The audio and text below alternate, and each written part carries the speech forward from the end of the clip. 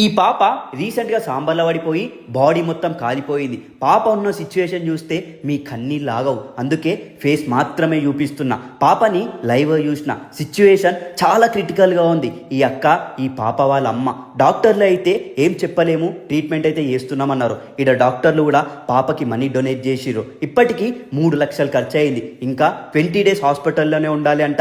వీళ్ళది మహబూబ్ నగర్ జడ్చర్ల విలేజ్, నిరుపేద కుటుంబం. పాపకి ఇంకా సహాయం కావాలి. దయచేసి పాపకి మీ వంతు సహాయం చేస్తారనుకుంటున్నా. జీపేలు, ఫోన్పేలు చెయ్యండి అని కూడా అడగలేకపోతున్నా. ఎందుకంటే ప్రతి రూపాయి విలువైనది. అందుకే మీరు కూడా సహాయం చేయాలి అనుకుంటే డైరెక్ట్ హాస్పిటల్కి వెళ్ళండి. ఎల్బీ నగర్ మెడిసిటీ హాస్పిటల్లో ఉంది పాప.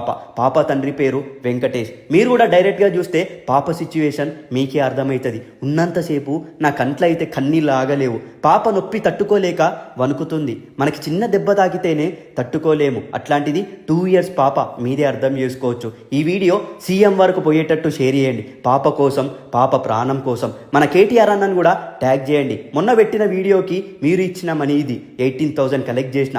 పాప తండ్రి చేతిలో పెట్టిన నా తరపు నుంచి 3,000 ఇచ్చిన. పాప కోసం మీరు కూడా సహాయం చేయాలనుకుంటే స్క్రీన్ మీద నంబర్కి జీపేలు, ఫోన్పేలు చేయొచ్చు. మీ దగ్గర సహాయం చేసే స్తోమత లేకపోతే పాప కోసం ఈ వీడియో మీ ప్రతి ఒక్క గ్రూప్లో షేర్ చేయాలని మనస్ఫూర్తిగా కోరుకుంటున్నా. ఎవరైనా పెద్ద మనుషులు ముందుకు రావచ్చు. జై హింద్.